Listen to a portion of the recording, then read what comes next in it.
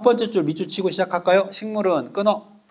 공기 중 이산화탄소에서 얻은 탄소와 산소를 제외하면 나머지 대부분의 영양 원소를 어디서 얻는다? 토양에서 얻는다. 자, 그러면 요 문장 하나만 가지고 일단 얘기해. 다 읽었죠? 자, 그럼 식물에게 필요한 영양소가 뭡니까? 탄소와 산소죠. 맞습니까, 여러분? 지금 거기 그대로 써 있잖아요. 여러분이 저보다 과학 잘해요. 여러분은 생물 생물 배웠잖아. 난 안 배웠다니까. 오케이? 자, 그런데 배경지식과 관련이 없다고. 기본적인 거 몇 가지만 알고 있으면 된다고. 알겠지, 얘들아? 상식적인 걸로 따져봐. 난 문과인데요. 이런 생각 하지 말고. 탄소와 산소를 제외하면 나머지는 어디서 얻는다? 토양에서 얻는다. 자, 그럼 토양에서 영양소를 얻는데 이 한 문장에 이 글 내용이 다 들어있는 거야, 사실은. 오케이? 자, 거기도 알겠지만 질소 고정이라고 되어서 질소를 얻는 방법을 얘기하는 건데 그럼 물어보자. 탄소하고 산소는 질소가 아니지. 맞니? 그럼 어디서 얻을까? 여기서 얻겠지. 맞니, 얘들아? 그럼 질소를 어떻게 얻느냐? 여기 써 있겠지. 맞나요? 자, 읽습니다. 갑니다. 토양은 식물 뿌리와 미생물이 무기 영양소를 얻기 위해 치열하게 경쟁하는 복잡한 생태계지만 맞죠, 여러분? 그죠? 식물과 미생물의 상호 이익을 위해 공생하기도 한다. 공생의 동그라미 빵 칩니다. 그럼 식물하고 미생물은 서로 뭐 하는 거죠? 공생하는 거죠. 맞습니까? 그러니까 미생물하고 식물이 서로 경쟁하기도 해. 서로 먹으려고. 하지만 식물과 미생물이 뭐 하기도 해? 공생하기도 해. 맞나요? 어떻게 공생할까? 식물은 탄수화물 같은 유기 양분을 미생물에게 공급하고요. 미생물은 식물이 토양의 양분을 좀 더 효과적으로 활용할 수 있도록 뭐 한다? 도와준다. 맞습니까, 여러분? 아, 그럼 미생물은 얘들아 식물이 토양 양분을 효과적으로 활용할 수 있게 도와주는 역할을 하는 거네요. 맞나요? 그러면 선생님 봅시다. 토양에서 영양소를 얻기 위해 필요한 게 뭐라는 얘기죠? 미생물이네. 자, 정리됐죠, 여러분? 네, 이제 이걸 가지고 이야기를 한번 시작해 보자. 됐나요? 자, 이제 갑니다. 식물의 필수 원소 중에서 식물이 상대적으로 많은 양을 필요로 하는 구종을 다량 영양소라고 하는데 이 중에 하나가 뭐다? 질소다. 드디어 나왔다. 그지? 질소 동그라미 빵치고 식물의 단백질, 핵산, 엽록소 등의 구성 성분으로 쓰이기 때문에 식물의 생장에 큰 영향을 미친다. 자, 그럼 얘들아 이제 이 토양에서 얻는 거 나왔다. 뭘까? 질소입니다. 그럼 이 질소를 어떻게 얻을까요? 이제부터 한번 출발해 볼까요? 갑니다. 이 대기의 78%가 질소로 구성되어 있지만 그럼 대기니까 토양에서 얻을 필요가 없네. 맞지? 자, 그런데 질소 분자는 두 개의 질소 원자가 매우 안정된 삼중결합으로 되어 있기 때문에 그럼 얘들아 물어보자. 안정적이라는 건 얘들아 흡수하기가 쉽다는 걸까 어렵다는 걸까? 어렵다는 거야. 그지? 안정적이라는 말은 흡수가 용이하지 않다는 거야. 부족해야 흡수하기가 쉽겠지. 맞습니까? 자, 예를 들어 볼게. 쌤 봐봐. 내가 예를 들어 비타민C가 부족해. 그럼 내가 비타민C를 먹으면 흡수가 잘 될까 안 될까? 잘 되겠지. 근데 내가 비타민C가 충분해. 안정적이야. 그럼 비타민C를 먹어도 흡수가 안 되고 빠져나오겠죠. 이렇게 생각하면 돼. 이해됐지? 문과들을 위해서 얘기한 거야 지금. 오케이? 아니면 나는 생물 선택 아니다. 요거 때문에 얘기한 거야. 근데 이건 선택 여부와 관계없이 중학교 때 배우는 거야. 오케이? 자, 계속 갑니다. 그 삼중결합으로 되어 있기 때문에 난 삼중결합이 왜 안정적인지 모르는데 이게 다리가 3개면 안정적인 거라며? 뭐 그렇다대. 그래서 얘들아 선생님은 그냥 문과적으로 할게. 지게다리 몇 개야? 지게다리. 그게 3개잖아. 근데 세발 자전거 어린애들 세발 자전거 타, 두발 자전거 타, 외발 자전거 타. 세발 자전거 타잖아. 그 세발 자전거가 안정적인 구조라서 그런 거야. 오케이? 자, 그래서 이런 식으로 3중 구조로 되어 있대요. 대부분의 생명체는 질소 기체를 직접 이용할 수가 없는 거예요. 이해됐죠, 여러분? 그러니까 공기 중에 있어도 못 먹는 거야. 식물이 이용할 수 있는 형태의 질소를 얻으려면 공기 중에 존재하는 질소 분자를 반응성이 높은 다른 질소 화합물인 암모니아나 질산염으로 변환하는 과정이 필요해. 이걸 뭐라고 하는데? 질소 고정이다. 그럼 얘들아 이 질소가 흡수되려면 무슨 과정을 만들어야 돼? 질소 고정. 그럼 질소 고정을 한마디로 표현해봐. 식물이 흡수하기 좋게 만드는 거죠. 맞습니까? 자, 그럼 얘가 어떻게 되는지 볼게요.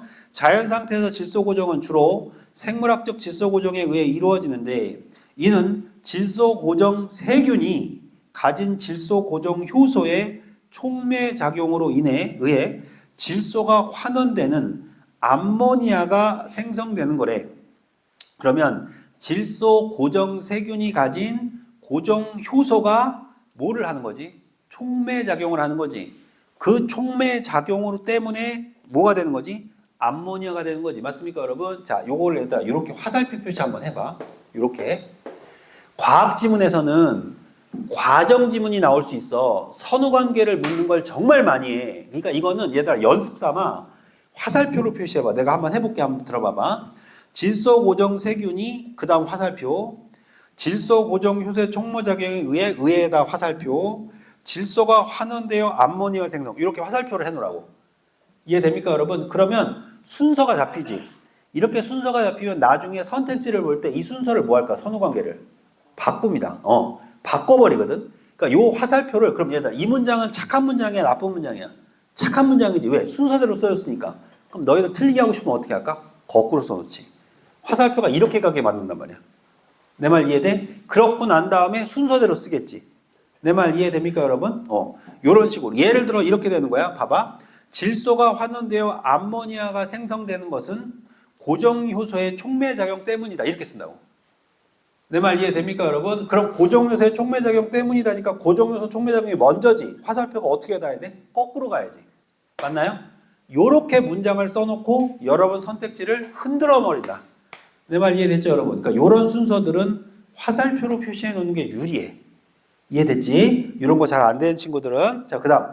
질소 고정 효소는 철 단백질과 하여튼 이 단백질의 두 개의 성분으로 구성될 수 있고 둘 중 하나만으로는 촉매 활성이 나타나지 않아요. 그럼 촉매 활성이 나타나지 않으면 암모니아가 생성될 수가 없겠죠.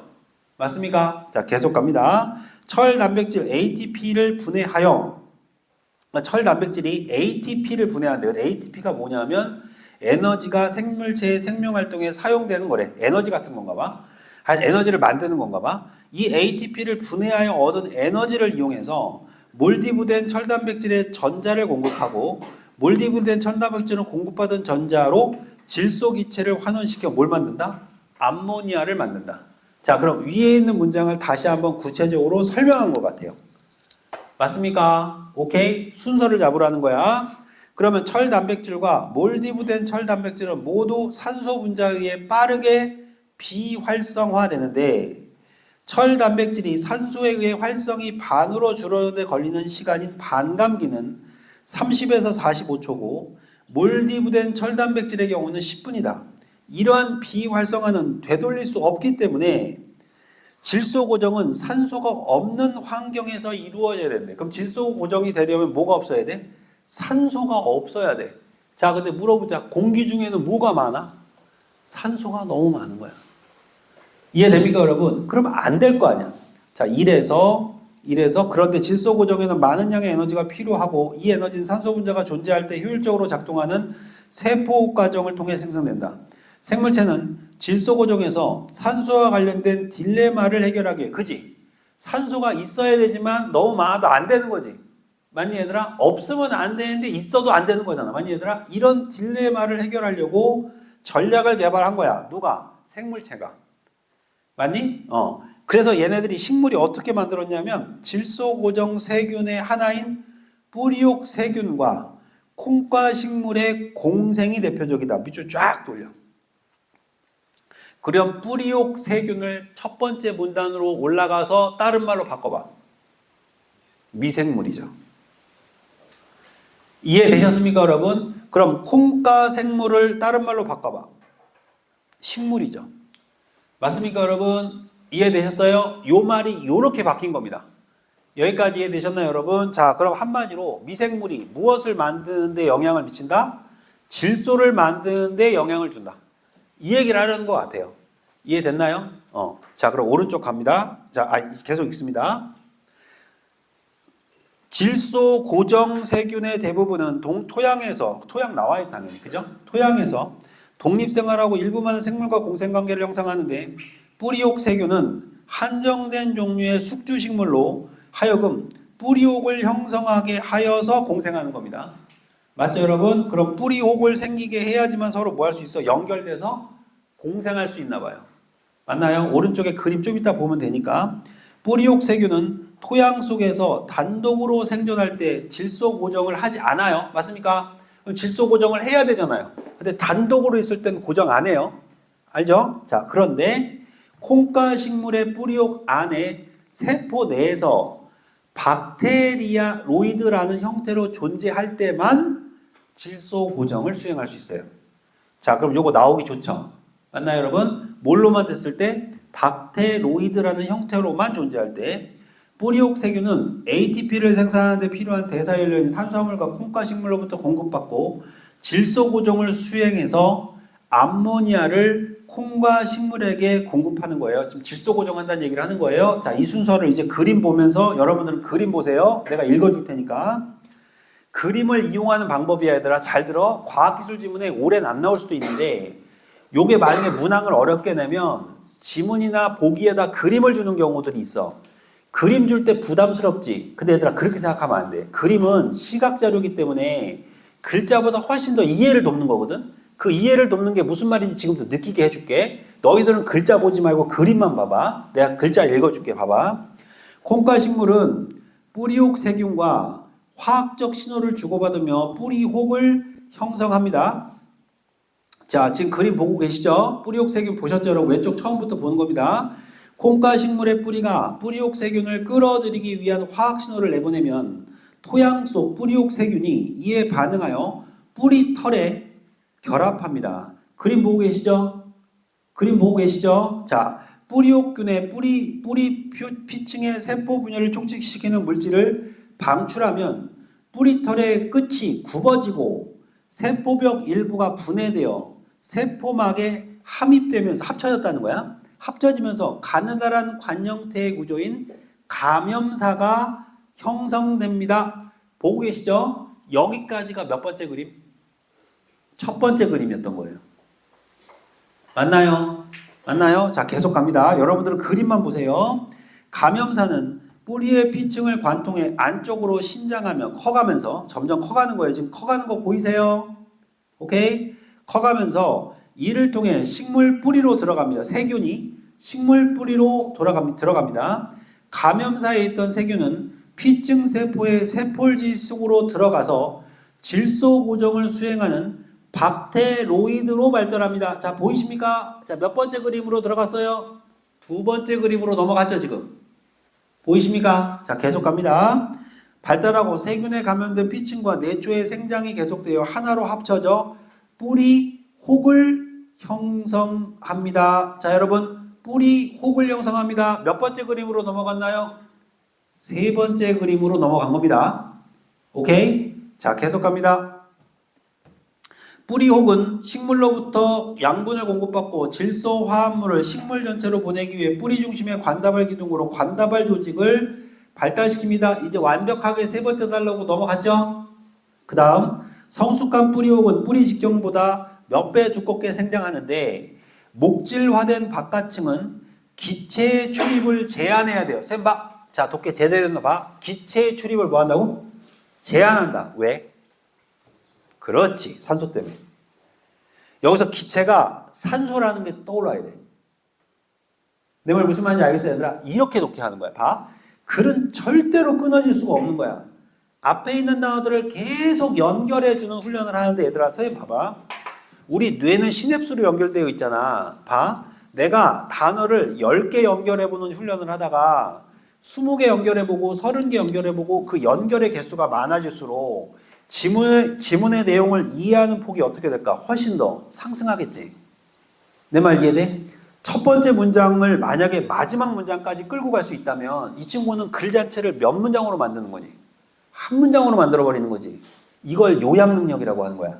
그러니까 글을 읽을 때는 단어가 낱개로 존재하면 안 돼. 앞에는 공기라고 써놨단 말이야. 산소라고 써놨단 말이야. 근데 갑자기 뭘로 바뀌어? 기체로 바뀌었는데 앞에 산소를 그때까지 가지고 있어서 아, 이 기체가 산소구나. 아, 이래 산소 못 들어가게 하려고 하는 거구나.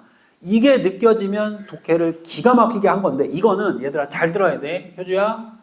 배워서 되는 게 아니야. 이해돼?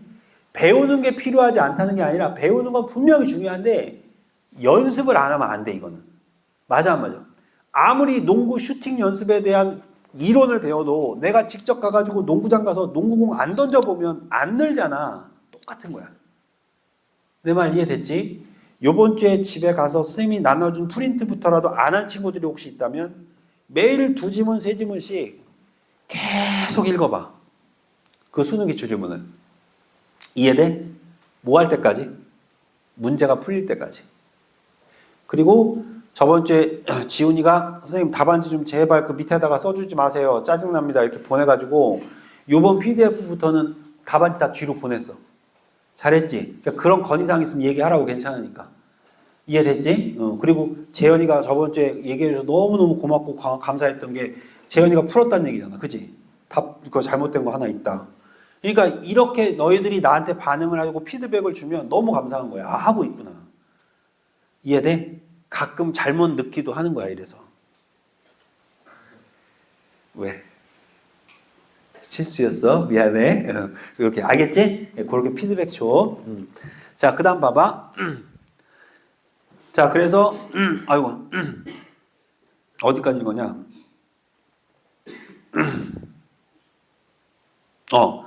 어디까지 읽었냐? 기체가 어디 갔어? 그러니까 기체가 어디냐 안 보인다. 맨 마지막 줄. 기체의 출입을 제한해 질소 고정에 필요한 환경을 조성한다. 그래가지고 거의 허졌죠, 마지막 그림에. 맞습니까, 여러분? 그래서 콩과 식물의 뿌리옥 산소공급을 주로 헤모글로빈이라는 부르는 산소결합 단백질에 조절되는데, 레그 헤모글로빈은 숙주 식물에 의해 합성되므로 박테리로이드로 감염 숙주 세포 안에 존재하며 호흡 중인 세균의 세포로 산소 수송을 도와주는 기능을 한대요. 그 다음 건 한번 읽어보시고요. 자, 얘들아 물어볼게. 느낌 좀 봐줘봐. 내가 그림 보라고 그랬지? 자, 그림 보니까 글이 좀 이해되기 쉽니 어렵니? 훨씬 좋아, 훨씬. 그러니까 그림이 나오잖아? 그림 무시하면 안 돼. 그림은 너희들한테 주는 자료야. 뭘 말하냐면 선생님 봐봐. 내가 만약에 출제자라고 쳐봐. 너희들한테 지문을 썼는데 이 지문만 가지고는 애들이 이해가 안 될 것 같아. 그럴 수 있어 없어? 그게 복이야. 그게 그림이고. 내 말 연맥이려고 주는 게 아니라 보조물이란 말이야. 이해돼? 그럼 내가 비문학을 봤는데 비문학에 그림이 존재해. 그럼 그 그림이 존재하면 무조건 그림 같이 보세요. 그게 훨씬 빠른 거야. 내 말 이해됐어? 이 훈련을 여러분 과학 지문에서 좀 많이 하게 될 거야. 알겠지? 왜냐면 과학 지문에 그림이 정말 많이 나오거든. 오케이? 그래서 이 그림 지문을 다음 주에 한번 연습해 보도록 합시다. 됐나요?